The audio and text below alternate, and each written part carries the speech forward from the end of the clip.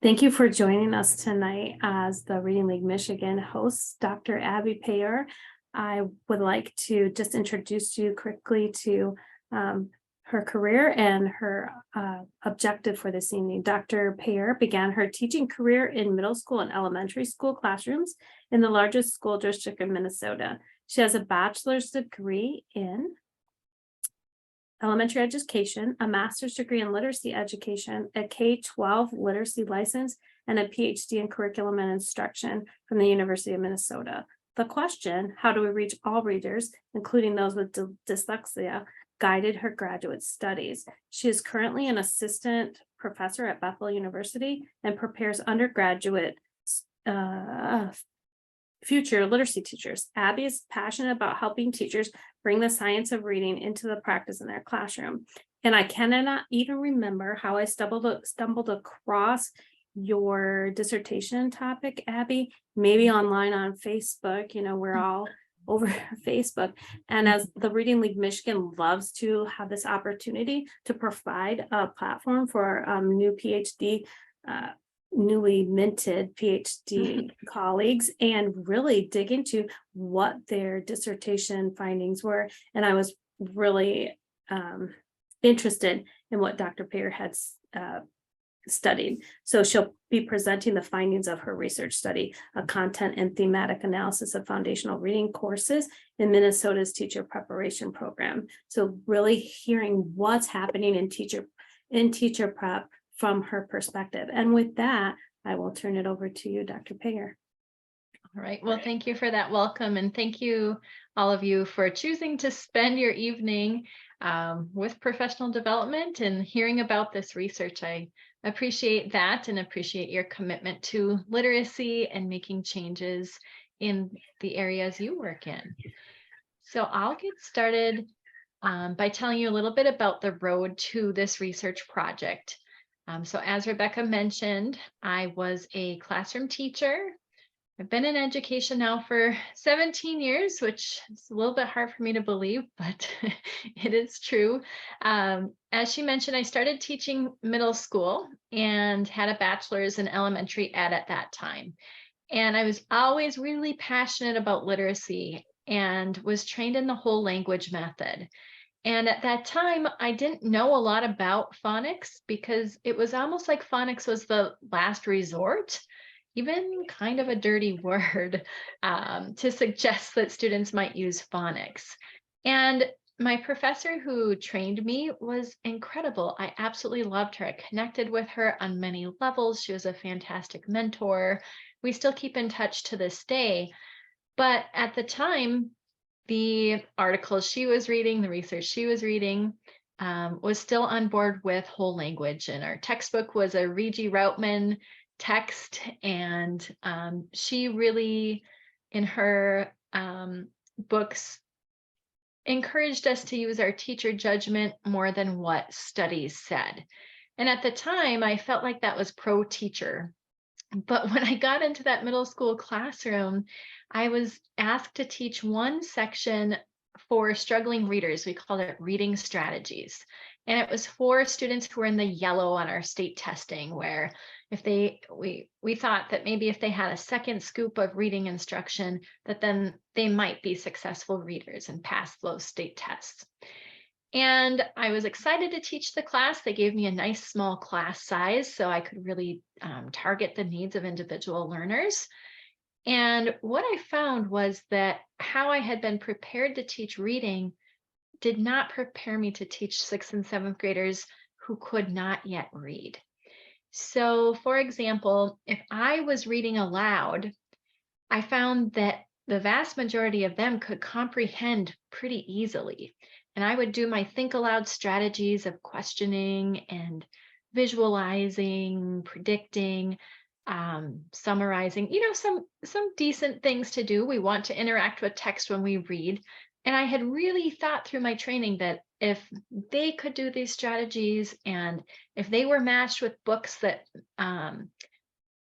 pertain to their interests, that I could make reading come alive for them. But what I found was, though that worked when I was the one doing the actual reading, if they had to read it on their own, I mean, I might as well have been asking them to fly to the moon. And so then, those behaviors start to develop, as I'm sure all of you who have been in the classroom know. If you have a 6th or 7th grader who doesn't want to read, they will do just about anything to avoid reading. And this really was when things started to not add up with how I had been prepared to teach reading. I was a passionate teacher. I was excited to be there with my students. I got to know them, built those personal connections. We had a print-rich environment, but it just wasn't enough because I was missing this decoding piece. And at that point, I talked to a special ed teacher, and she said, well, we have this Sunday system that you could try to teach to yourself. And so in my spare time, I did try to learn the Sunday system. And it was really like learning a whole new language. I had never been taught what a digraph versus a blend was versus a diphthong. I couldn't tell you what those words meant easily. And so it ended up being a lot of study. And eventually I gave up really on trying to use the Sunday system because without training, it was above the capacity of what I could learn after school and on my prep time. And at this time, I started my master's degree work, and I chose a program that had a K-12 literacy license, thinking, okay, this is where I'm going to find what I must have been missing all along.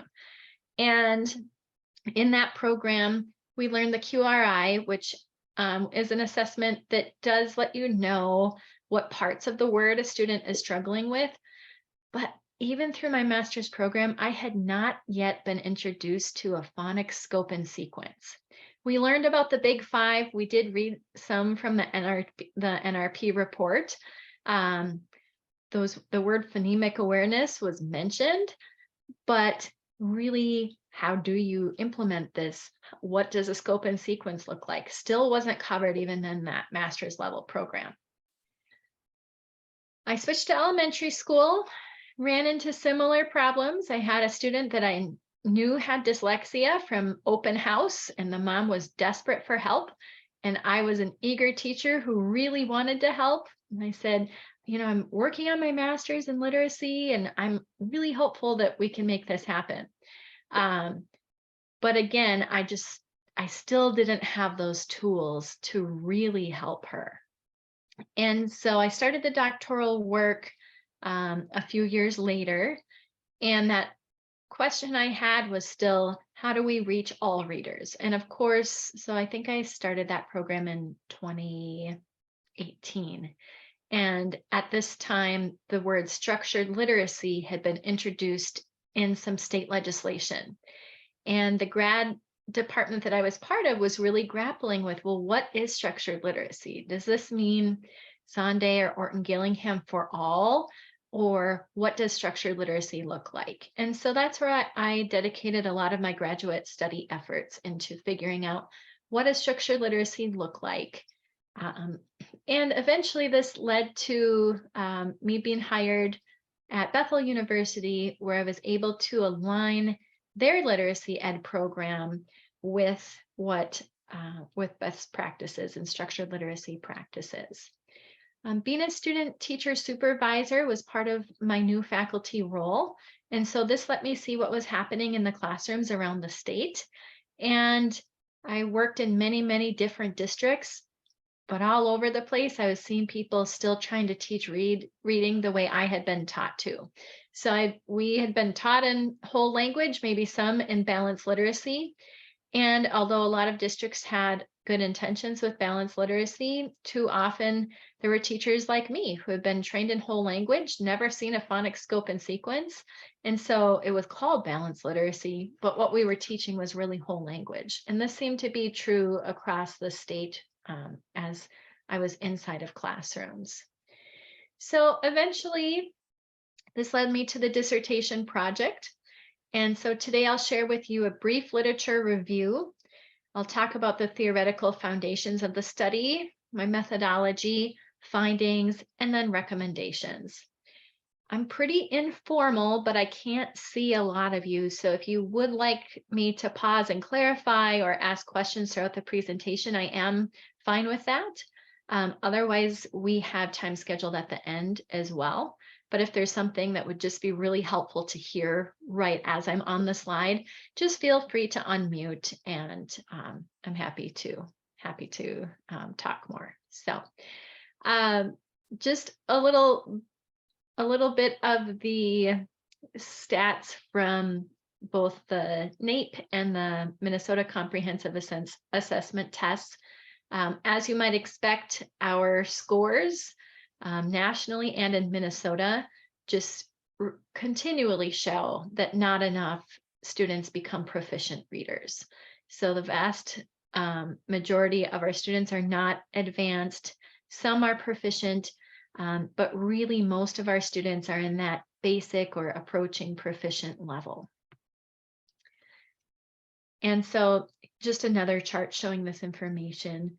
We have 33, well, between 29 and 35% of students that score below basic, between around 30% that are reaching basic, and then the rest at proficient or advanced.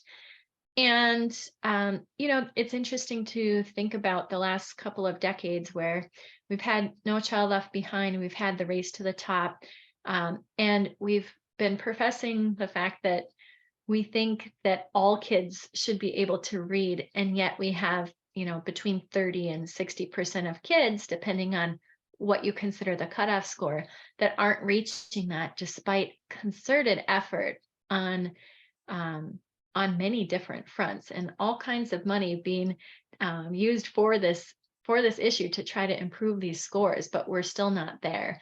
And even though Minnesota is known for having a strong education system, our scores are a little bit above the national average, but they're really not where any of us would like them to be. And continually, we are unable to meet at least 30% of students' needs in reading. So that leads us to the question of, well, what are the main difficulties for those who struggle to learn to read? And so you may be aware of Brady and Motz's work, where they found that difficulty with phonemic awareness is one of the major factors. Aries' work showing that difficulty in decoding words is a very common cause of reading difficulties. And then work from Seidenberg as well as David Scher discussing how having difficulty with generalizing patterns is an underlying factor for many who have those reading difficulties.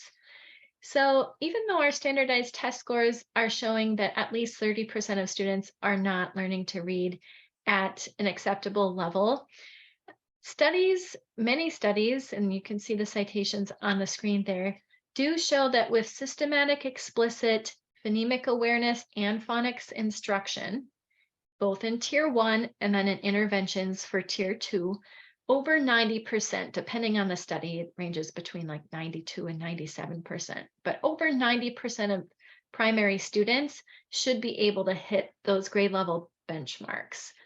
And so this leads me to think that we must have a gap between how we are teaching and what research shows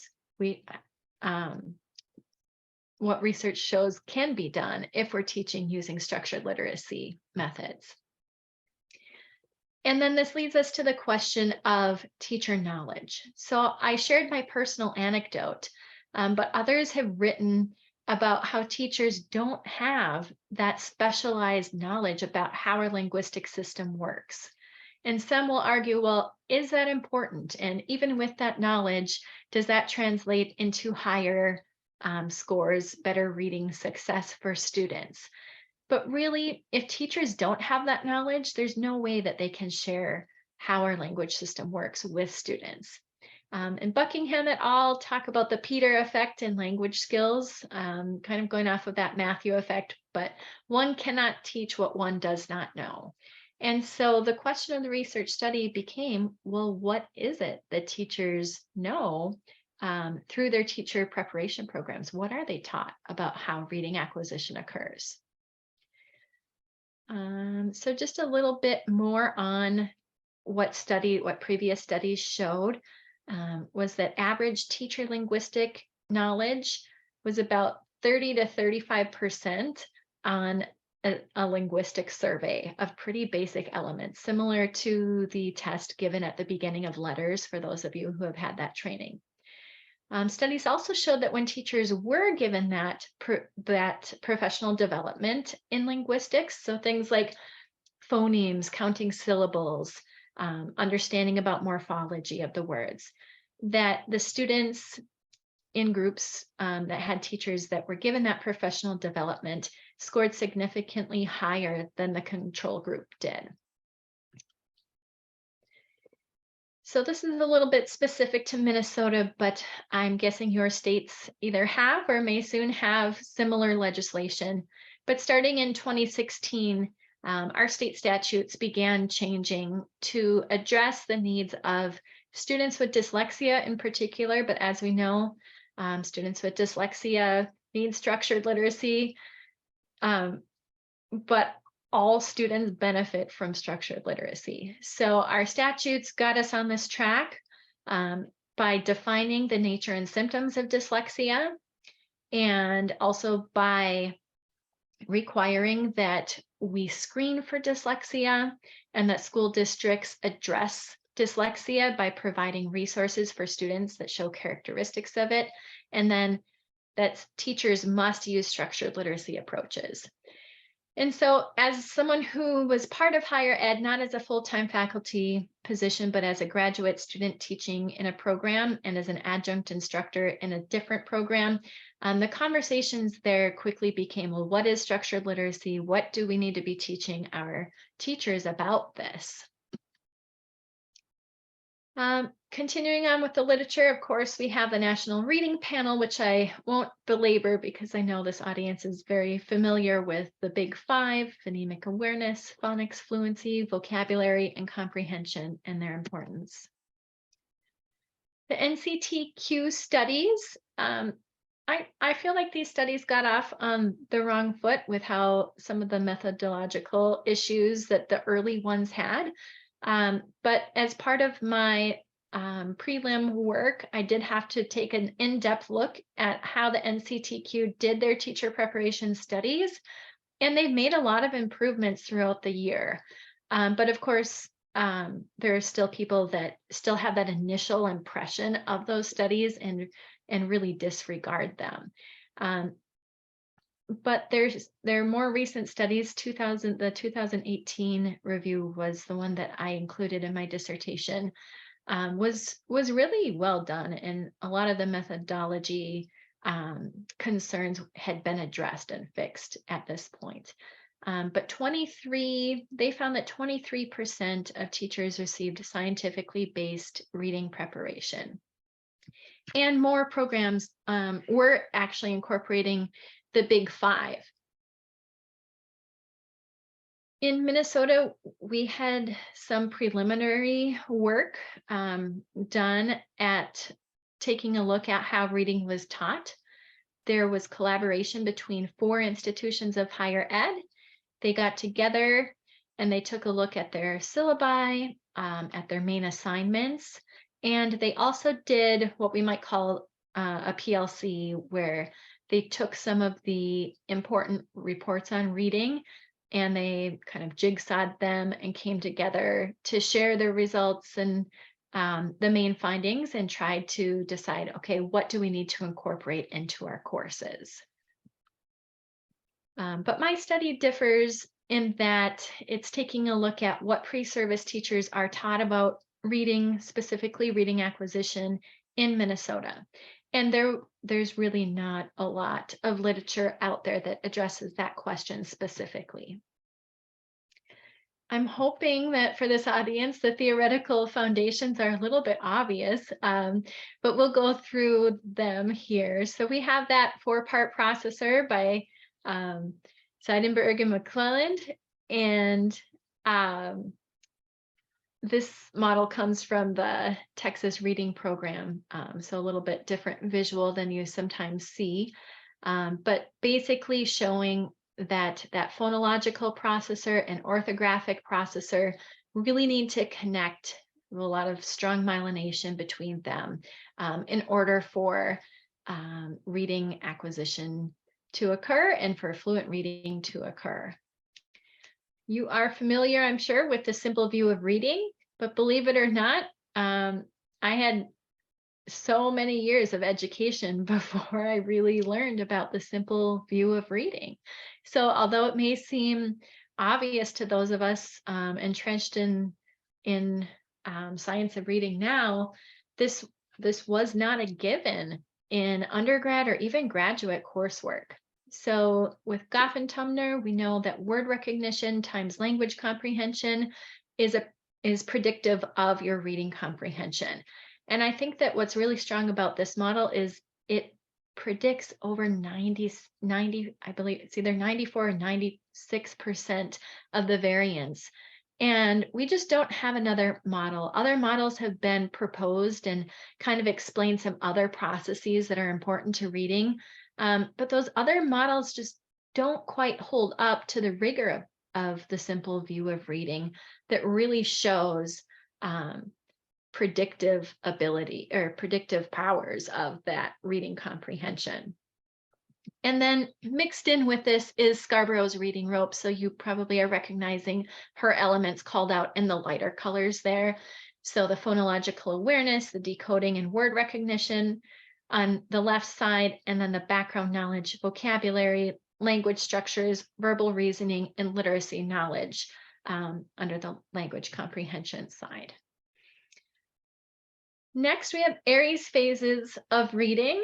And for the dissertation work, I got to take a deep dive into this as well and see that we had Jutta Frith, who had her stages of reading development, and Jeannie Chaw, of course, with her stages of word reading. And they all kind of converge. There's slight differences. They name things a little bit differently. Airy talks about them as phases instead of stages because sometimes we have one foot on the lower step and another in the higher step. But I think that these phases are really important to understand, especially when you're trying to change how reading is taught at getting at the why. So I borrowed this graphic with permission on orthographic mapping, or that process of connecting the phonemes and the graphemes. And so with fish, we have the sh as our sounds in the word, but then our phonemes in the word. But then we have the graphemes. So the F and the I are just individual, but then we have that sh representing those two letters representing the one sound. And so this next visual kind of gets at, so with the, at first, we're just in the developmental progression, at first, readers might be sounding it out letter by letter, or even just, getting that first letter with the S. And then the second part there, going letter by letter or grapheme by grapheme. And then the third part, we're recognizing chunks. And so our decoding becomes faster because we quickly are recognizing the parts. And then by the fourth one, we've consolidated and we have that automatic recognition of the word splash.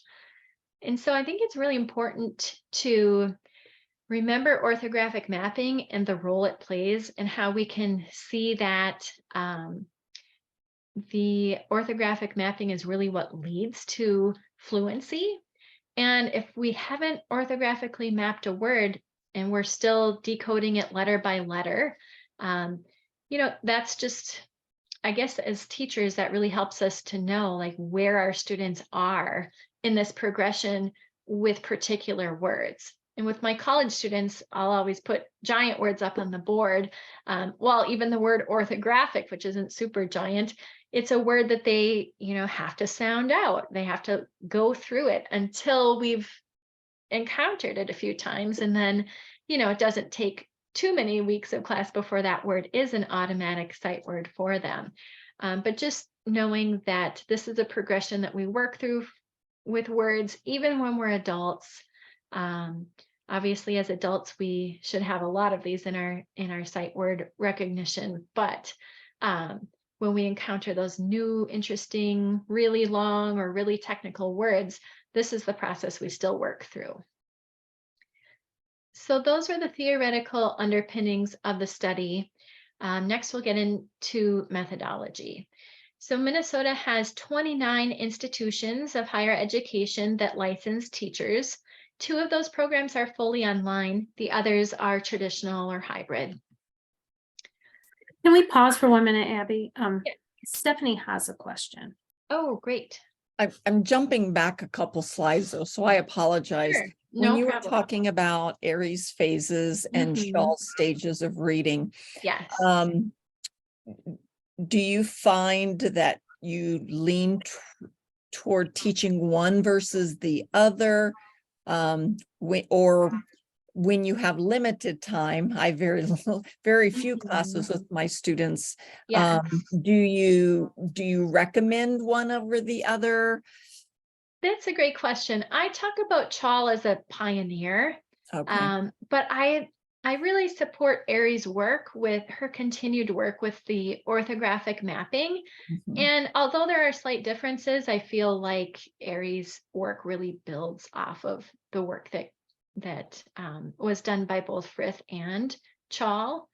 And so I don't know. I don't really take this one is better than the other approach, but Aries has gained probably more widespread attention with letters training. And in Minnesota, many of our teachers are doing letters training. And so I tend to talk mostly about Aries phases. So Thank you. covered Jeannie Chaul a little bit as kind of like the history of how we got here, but then focus more on Aries. Thank you. That made me feel better because for a Okay. while I was trying to do Firth, Shawl, and Aries, and I'm like, they're so Yeah. confused. So hearing this, you made me Yes. feel better. Thank you. Okay. Yeah.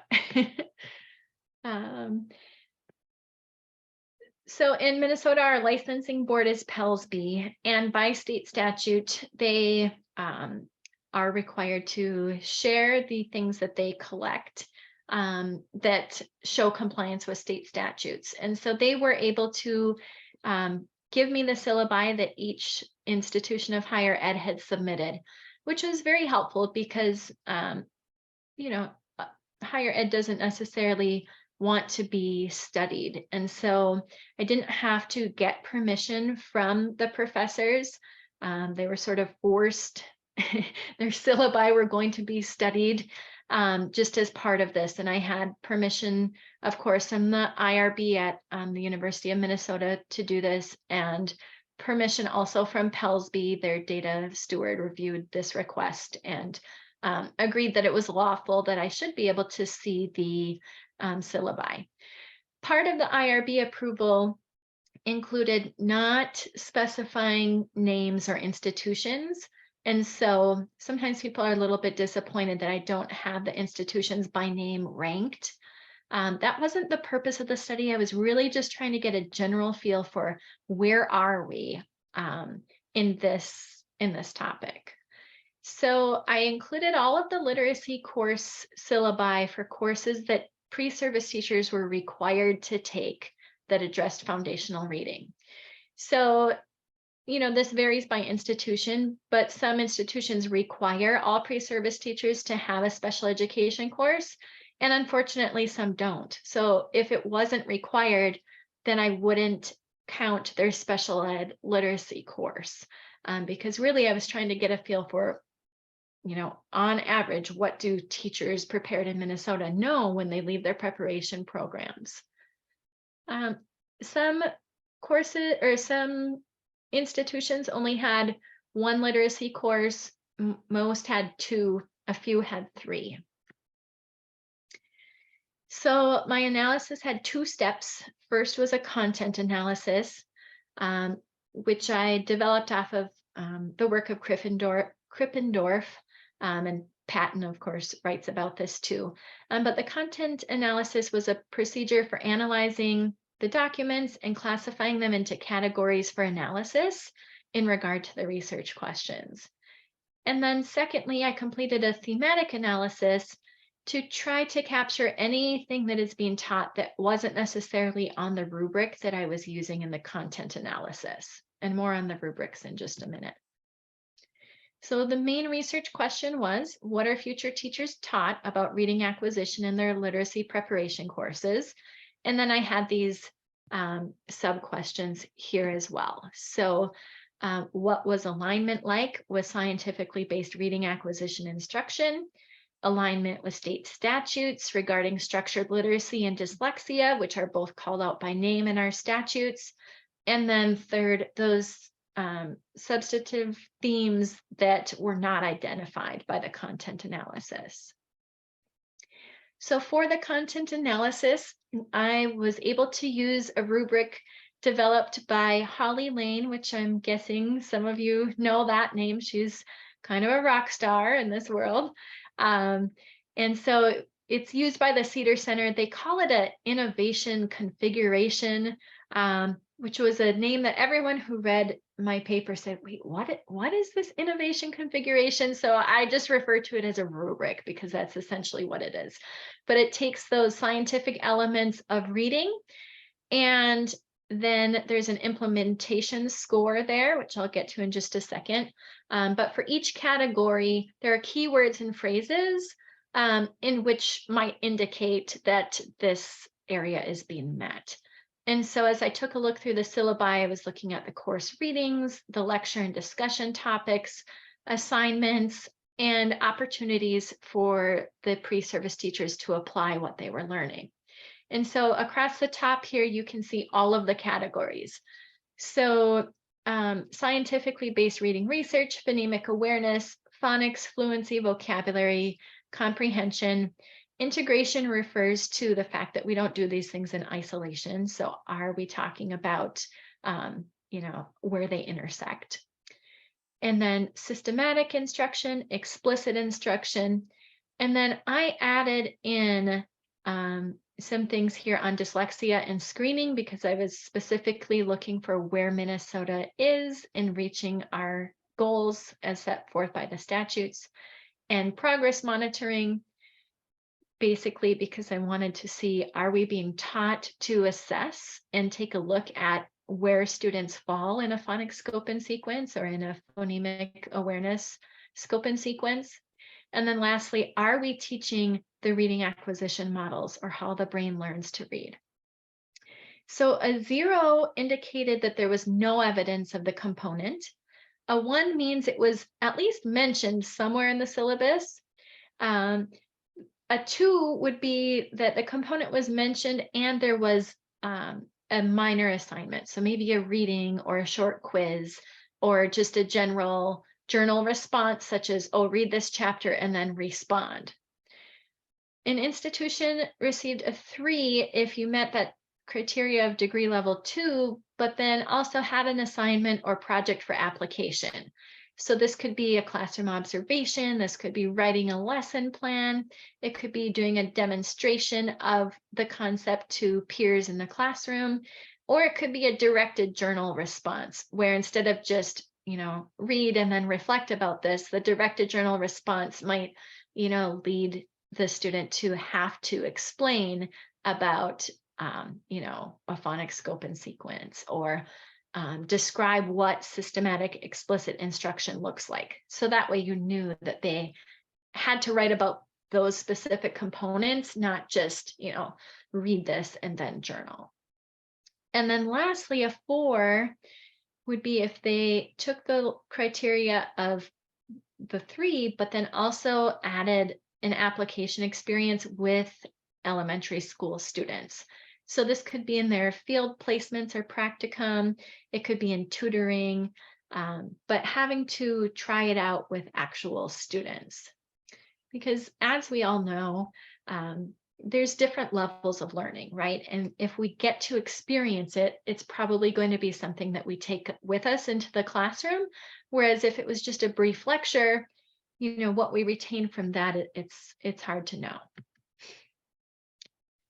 So I focused on reliability and validity. I was hoping that my study would be seen as more valid in my community than the NCTQ reports. And so I tried to address people's concerns. I had multiple, or we had an additional coder, so multiple coders. So she took a look at, I believe it was 30% of the syllabi and separately coded, and then we compared. And there was also some built-in redundancy since the project was multi-phased. I would read the syllabus once over just to get a feel for how it was laid out. Then I would do the content analysis, taking notes on my rubric. I would highlight. I did use that color coding that you see at the top here. I had highlighters in each of those colors so that it was easy to spot the information and to make sure I was coding it correctly. And then with the thematic analysis, I went through each syllabus a third time.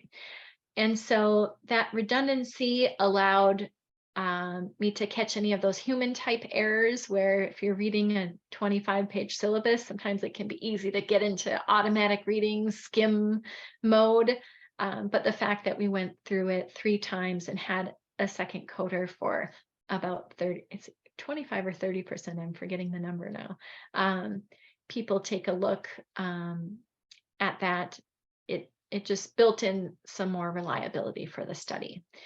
And then for validity, I did send a summary report to each of the professors that was listed on the syllabi I reviewed. And in that summary, I basically just had a form where I included the textbooks and other major course readings, plus the assignments I found, and then just a paragraph summarizing that this is what I found were the main elements in your program. And then those professors were asked to reply and respond to, yes, this is accurate, or they had a chance where if something didn't seem quite right to them, they could provide documentation to show that, well, actually we are doing this. This is what is meant by this sentence. And then that innovation configuration rubric is used by the Cedar Center. It was specifically developed for this type of work. And it was also developed so that it essentially provides feedback in with the degrees of implementation that lets a program know really easily, like this is an area where we're doing great, and this is an area where we still can grow. So what did we find? So here you see those elements from that innovation configuration rubric listed down the left side. And then the second column is the mean, the third, the standard deviation, the range, and then the mode.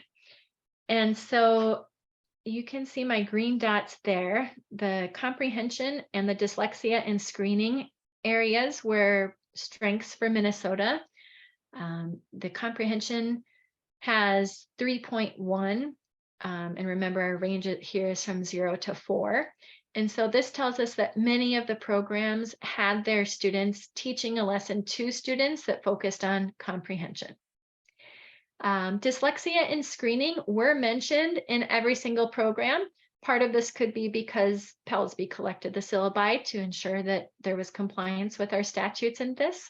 But it was nice to see that people were pulling from the Minnesota Department of Education resources and including information on dyslexia and screening. Integration was a low area, but in fairness, I think that this could be one that could be being taught, but wasn't necessarily listed as an assignment or a specific lecture topic. And so this one was a little bit hard to measure. Progress monitoring has room for growth. It averaged a 1.6, which means that it's talked about, but students don't really have to do anything with that.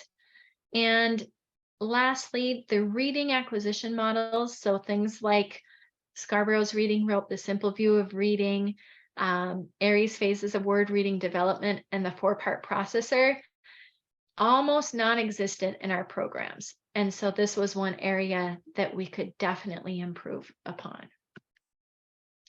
I won't go through the bar graphs for every single element, but I'll point out a few here. So for comprehension, which was one of the strengths, you can see that 12 institutions of the 29 required pre-service teachers to teach a comprehension lesson to students.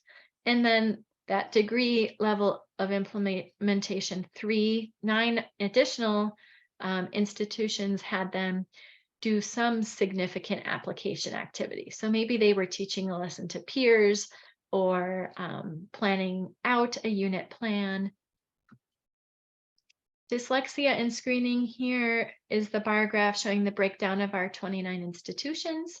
So we had 11 that had students do an application assignment with dyslexia and screening, and 5 where they were screening for dyslexia with actual students. And it was great to see that we have 5 institutions that are doing that now, and we hope to move, everyone to doing that in the future. Since phonemic awareness and phonics are extremely important, I thought it would be helpful to take a look at those graphs as well.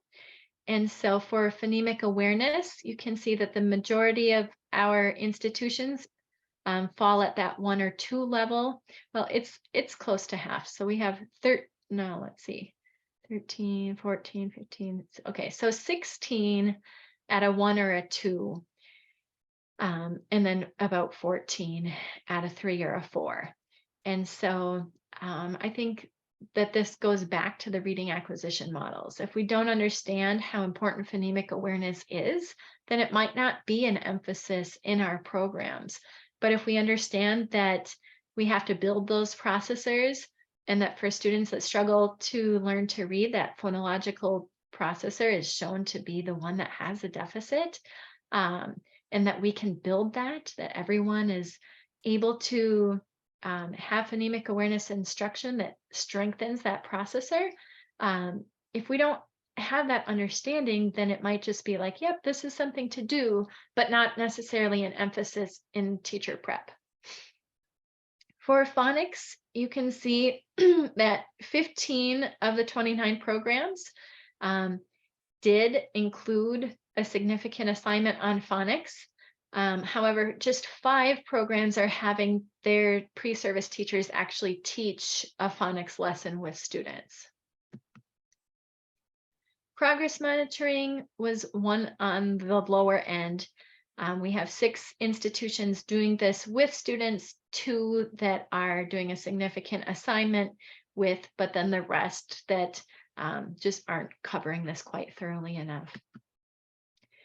And then, as I mentioned already, the reading acquisition models is a place where a place for tremendous growth.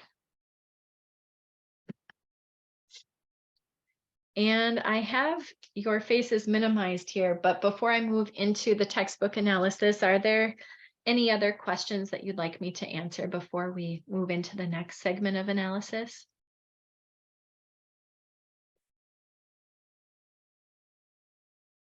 Okay. So next I got to review the textbooks that were used in the program. And so I used the NCTQ database of textbooks to help with this. And if you haven't used that database, I highly recommend it. They have a detailed rating and review explanation of why a textbook ranks a certain way. And while it's not a perfect tool, it's pretty good. And so within that tool, textbooks are ranked as either comprehensive if they're supposed to cover reading fully, or specialized if they're just focusing on one element. So let's say you bought a book that focuses just on teaching vocabulary. That would be a specialized text. And then each text could be rated exemplary, acceptable, or unacceptable. And mainly they're looking at the 5 pillars of reading, as well as progress monitoring and meeting the needs of struggling readers. So in Minnesota, these are the textbooks that are most frequently used. So our #1 textbook was Words Their Way. It is considered to be a specialized text because if you've used Words Their Way, you know it's mostly about word study. It is considered acceptable because it does not have contradicting information with what is known about how reading occurs. Next, we had the Teaching, Reading, and Writing, the Developmental Approach text by Templeton and Guessman. And this one is considered comprehensive and acceptable. In the middle, we have the Next Step Forward and Guided Reading and the Reading Strategies book, which are both specialized and both considered unacceptable. As a classroom teacher, I used Jan Richardson's The Next Step Forward and Guided Reading, and I actually loved her plans for guided reading because they were great for record keeping and making your anecdotal notes. But the main issue is she's having you assess the 3 cueing, the MSV, the how are students figuring out words instead of teaching them about how our language system works. Number 5 is creating literacy for all students. It's considered comprehensive and acceptable. And then the 6th most popular, actually 5 and 6 were a tie, which is why we ended up with 6 textbooks instead of 5, is phonics and word study for the teacher of reading, also specialized and acceptable. There were 61 different textbooks used in our 29 programs. And so Words Their Way was the most frequently used, but it was only used in 8 programs. And then it goes down from here. So I was very surprised at just the extent of different textbooks used in Minnesota. That really, really shocked me, actually. Within those textbooks, I wanted to know, do they cover the reading models? So specifically the simple view of reading, the reading rope, the phases of word reading development, and that 4-part processor. And we found pretty scant coverage of these reading acquisition models, which makes sense because overall, those topics weren't really covered in the lectures and the assignments either. And often that textbook really guides the key topics in a class. So I would love to see our textbooks include more on the reading models. So Words Their Way, actually none of these textbooks had included the simple view of reading. Words Their Way did include a little bit of the reading rope. They call it the braid of literacy, and it's not quite the same as Scarborough's reading rope. So I gave it partial credit for that. Next, we had the phases of word reading development, and Words Their Way does. Their stages do go through that same progression. They don't call out Abbey really by name there, but when they're talking about the different, they call them stages in Words Their Way, they are pretty closely aligned with Abbey's phases. The other textbooks did not, except for creating literacy for all students. And then that 4-part processor, that really wasn't discussed in any of the textbooks. Creating literacy for all had a one sentence mention about it. Any questions about textbooks before we take a look at institutional total scores?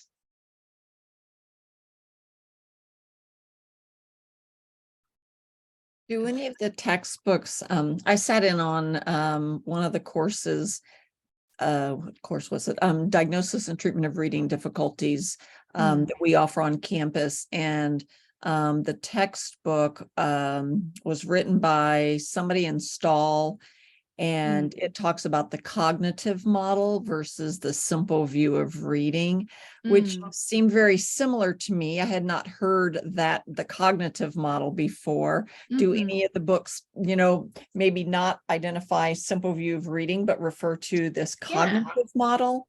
Yeah, that's a great question. So what I did to try to determine that, I didn't read these all cover to cover, but I looked through the table of contents, I looked through the indices, and I tried to determine synonyms for what else might be covered. And that's how I found that one line that kind of mentioned the 4-part processor. So I was pretty lenient in if they had the idea. I did not come across the cognitive model in these textbooks in particular, but these were the only 6 that I really looked at in depth. Like I said, there were plenty others, dozens of other choices, and it's possible some of those do. But if they are, they're only being used in one or 2 programs. Thank you. Yeah, great question. Stephanie, I can speak to that book a little bit. It's one that I use in my course, Assessment for Reading Instruction. It is by Stahl. I'm a big fan. The cognitive model in that book were selected as like the basis for our newly developed literacy course, 3-course series at my university. And I had not heard of the cognitive model before, but I like it. I layer it. I start with the simple view of reading, and then I take it into the reading rope and show how that expands each one. And then I overlap that or overlay that a little bit with the cognitive model and show that they're showing a few different pathways to get to the same ultimate goal, and that all these components are present. So I think that they can fit together nicely, but I haven't seen that model anywhere other than in that book. I don't know if it is anywhere else. So Yeah. Thank you. Yeah, thank you.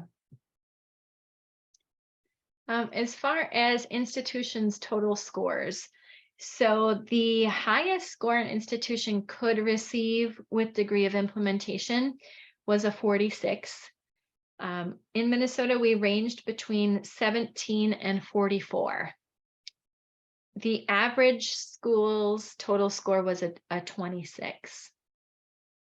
And so it really just shows that we have a wide range of what is happening and how aligned we are to, science-based reading practices. So yes, once again, the range was 17 to 44, and our average institution score was a 26. Next up was the thematic analysis, where I set aside that rubric and started coding for all of the other elements. What else is covered in these literacy courses? And so in the thematic analysis, I ended up ranking it by how many, like the percentage of courses that included a particular theme. So major themes are shown on this page, and these themes are found in 2/3 or more of programs. So first of all, the literacy courses seem to be an excellent place to include information about diversity, equity, and inclusion. Many institutions teach about the windows, mirrors, and doors that books can provide, where students see both themselves reflected in the literature, as well as windows or doors into cultures or ideas that may be different from their own. A lot of programs are focused on meeting the needs of all learners and supporting English learners. Reading to and with the class through read alouds or shared reading. That Readers Writers Workshop is still very prevalent in Minnesota's teacher preparation programs. Courses were focusing on motivation and engagement, on comprehension of different genres, the history of philosophy and reading, and building community in literacy. So, I mean, we see some really good things on this list, and then of course some things that could be changed. In particular, I'd like to point to the history and philosophy of reading. We're asking our pre-service teachers to write these papers on what they believe about how to teach reading, and yet almost none of our programs are teaching those reading acquisition models.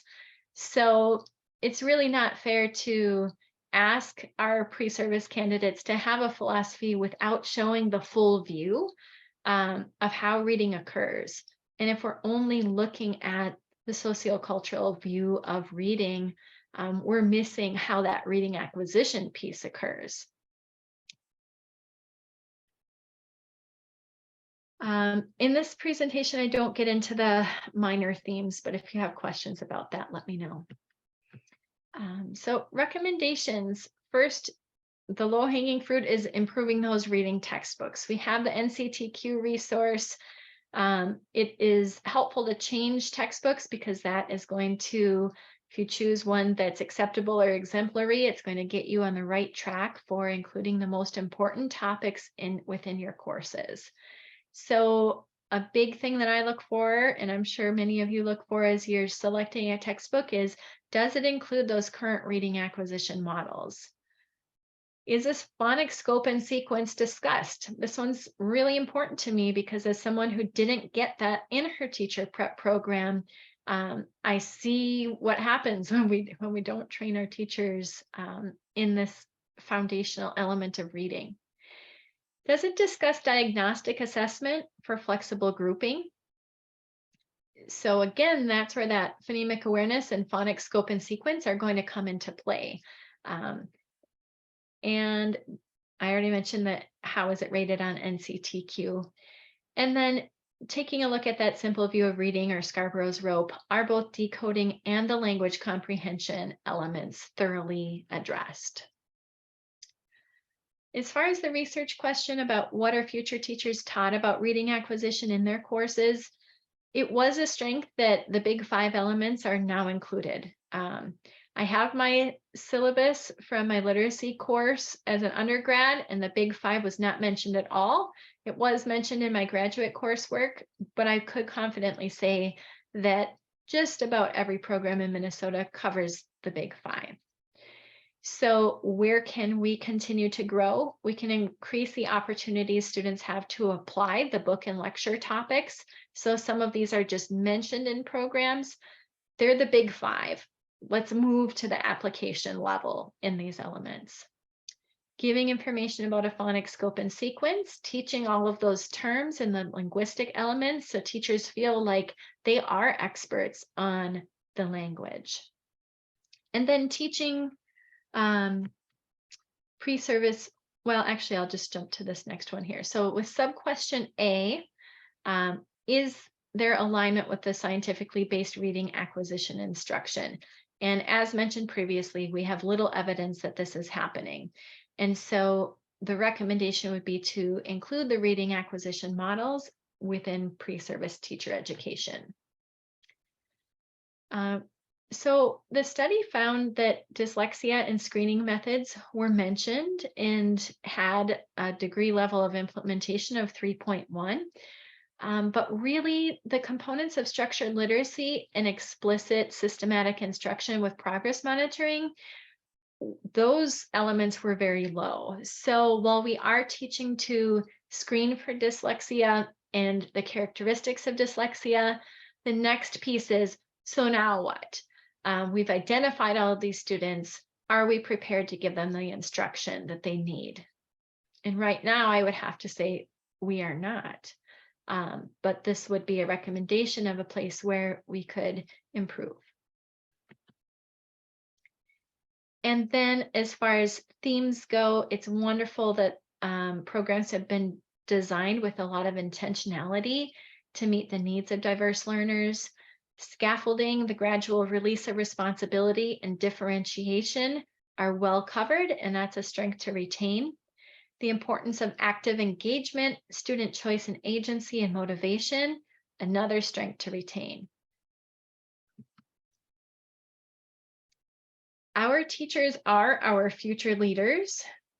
Oftentimes, the classroom teachers become promoted to team lead, to literacy coach, to curriculum directors, especially in small school districts. Often there's a lot of bottom-up movement. And so we, as we're preparing teachers, we're also preparing our future literacy decision makers. And those people all need to know how reading acquisition occurs. People worry that we're going back to, reading not being for meaning.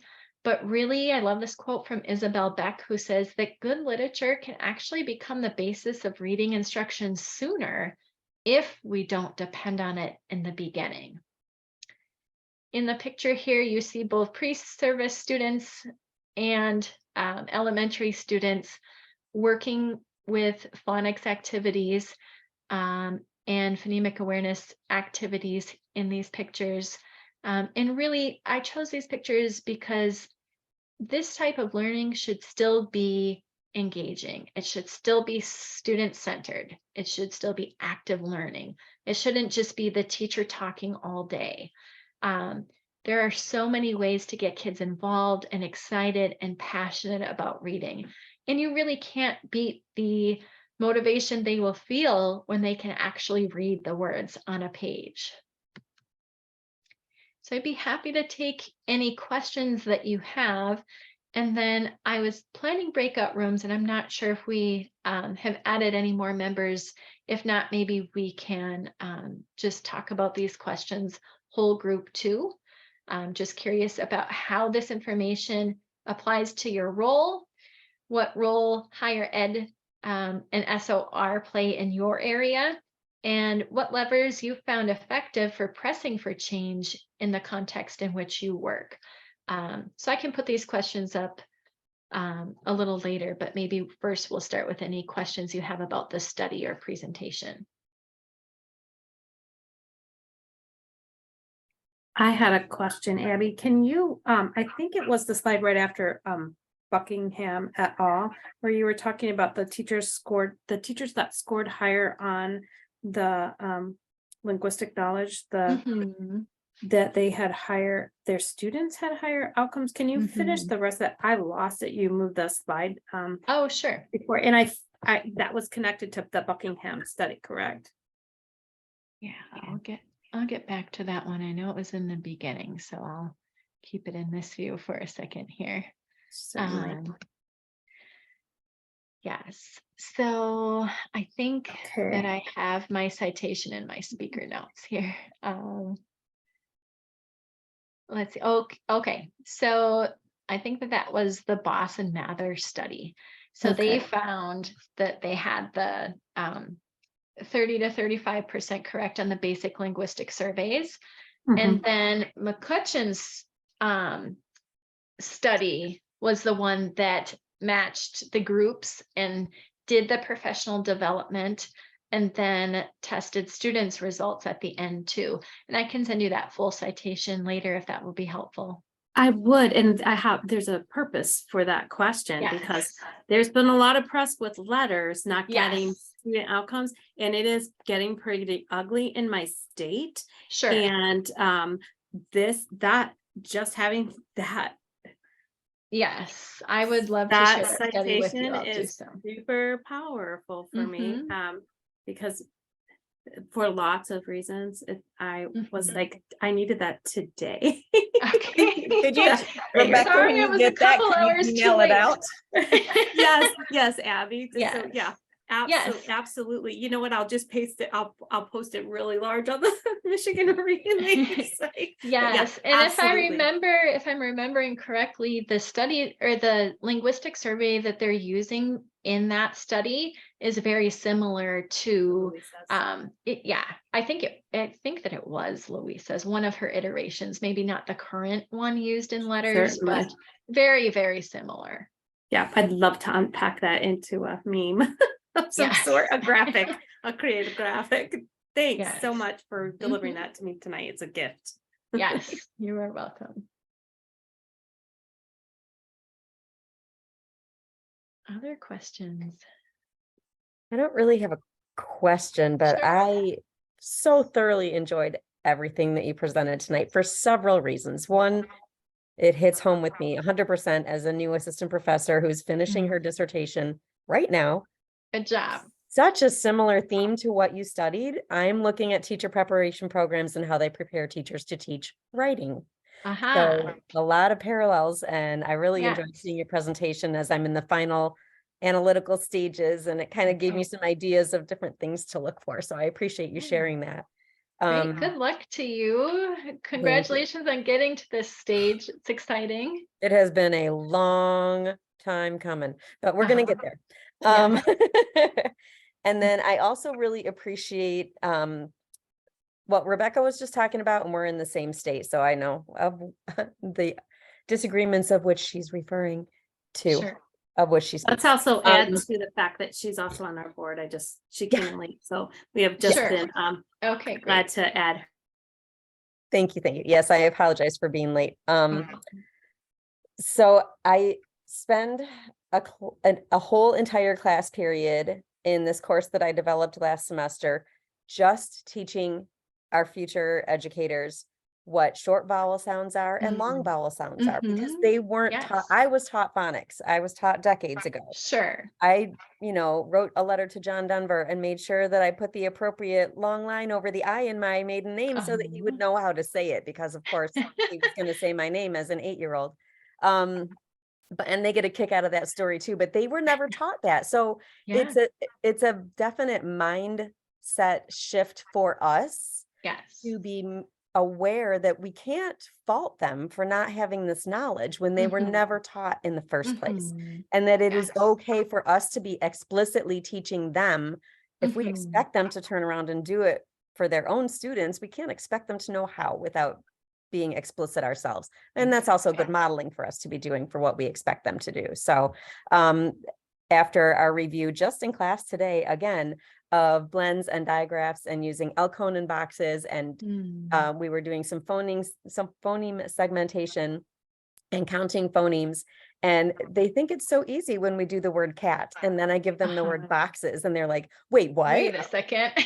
How many phonemes did you say? Wait, write that on the board. So it's fascinating. And it's so important that we really get that minute with our instruction and our preparation, because that's what's going to make the difference when Yes. these future teacher candidates go into class.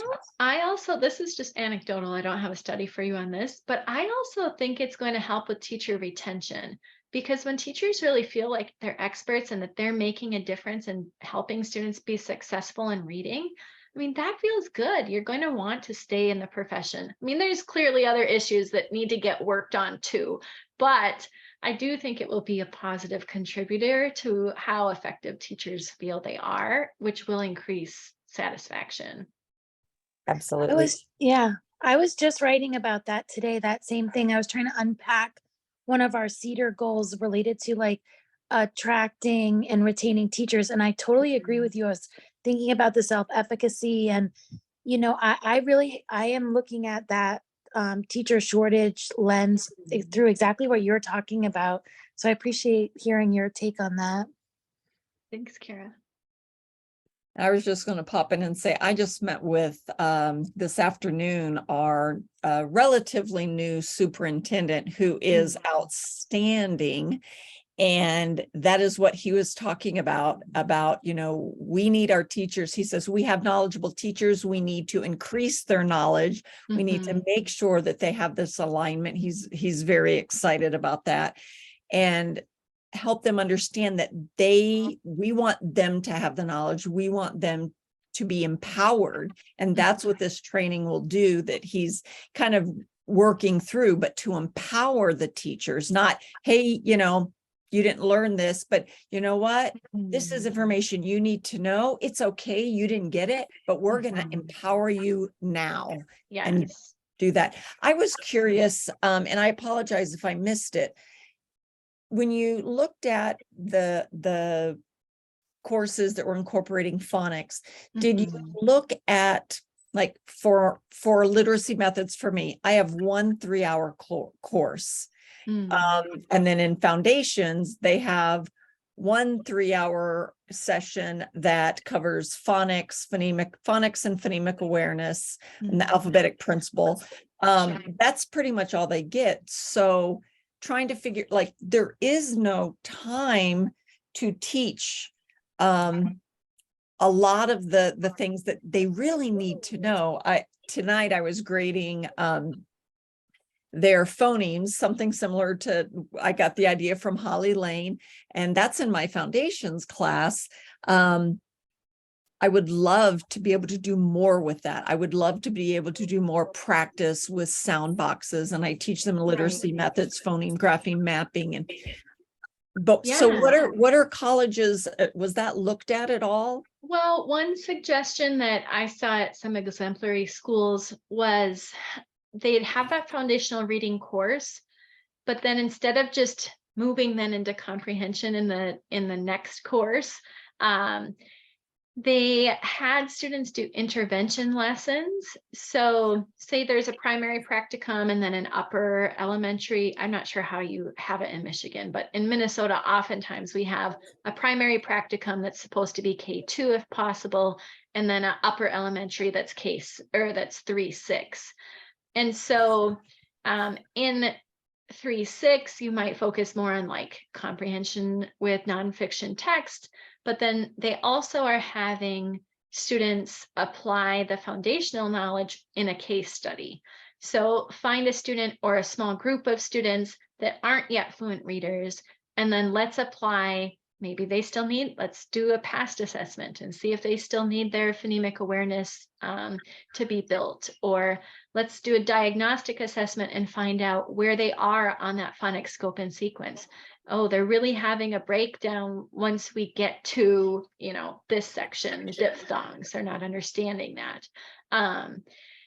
And so kind of applying that foundational knowledge, not just in the foundations course, but until all students are reading, we're going to have students in our elementary classrooms that still need those foundational skills. So I guess just trying to help students see that foundational skills doesn't necessarily end when second grade ends, unless all of our students are reading, which hopefully one day they will be. But to the best of my knowledge, we don't have any districts that are there yet. Stephanie, I did with my class, I was using the teaching reading source book. So you had that assessment piece that goes with it. So with each section, they had to use that informal assessment that was right there in the teaching reading source book. So they at least had to walk through with a student and then do a little bit of a lesson that they had to videotape and use Flipgrid to put that up. So they did at least have to walk through each one of those pieces with an assessment in some form of application. Was it deep and wide? No, but at least they knew, because then they walked away with the teaching reading source book and that assessment book that they could walk away with as a tool. So yeah. Was that the core phonics that you had in Yes. Georgia? So Yeah, that's what I've done. yeah. So in Michigan, I don't know how many people in the meeting are from Michigan, but we just recently had our certification bands restructured. So that's causing our teacher prep programs to also have to restructure, which is turning out, in my opinion, to be a good thing.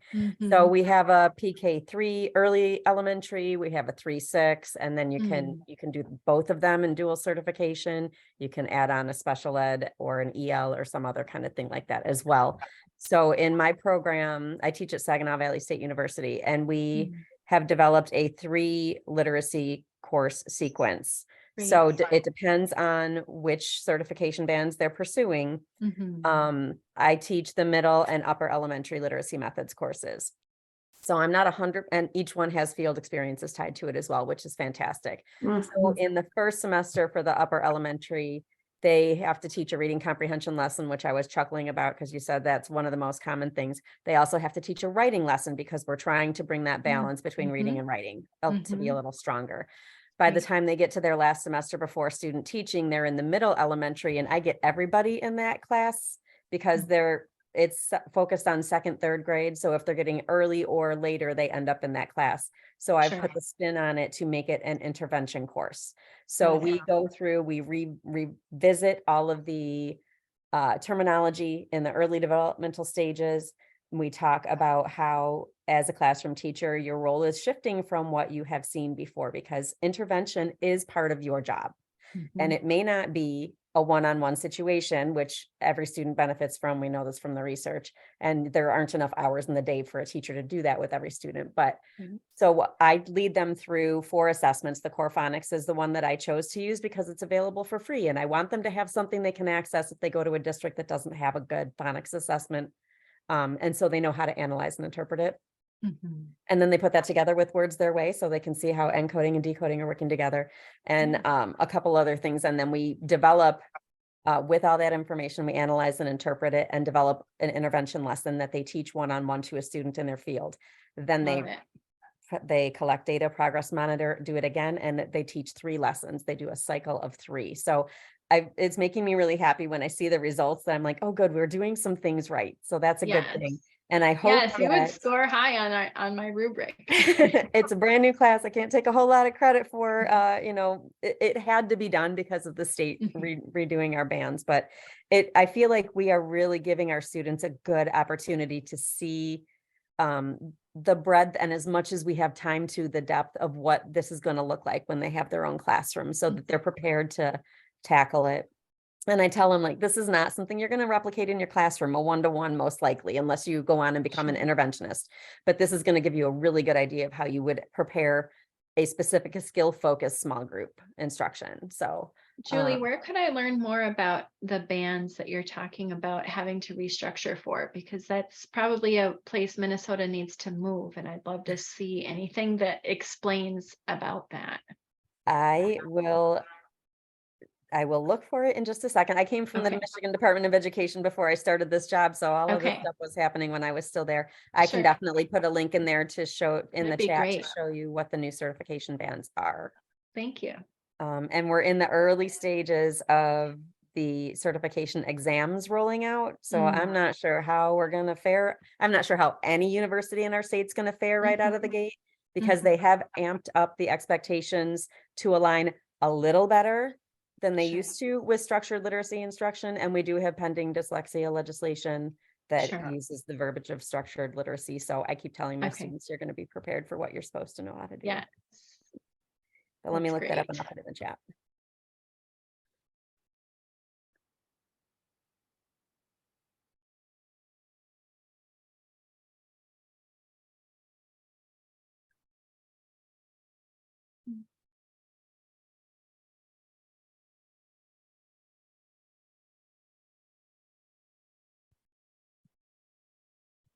Just popping over to see what those questions that we were going to do in breakout rooms if we had more people. Let's see. We had, how does it apply to your role? What role does higher ed play in science of reading in your area? I actually am really curious to learn from you about that too, because in Minnesota, I think we have 18 professors that are now letters trained, but we also have some that are, you know, pretty resistant to making change. So I'm curious if higher ed is playing a beneficial role in your areas. I mean, I know each of you are playing a beneficial role, but in general, is higher ed helping, or are they still a bit of an obstacle? Or I don't know. I know we're recording, so maybe people wouldn't feel comfortable answering that right now, but I'm just And I'm curious. happy to, at this point, might be a good opportunity just for processing that we Yes. end the recording right now. So just end Sure. that right now and I'll have it Okay. edited later.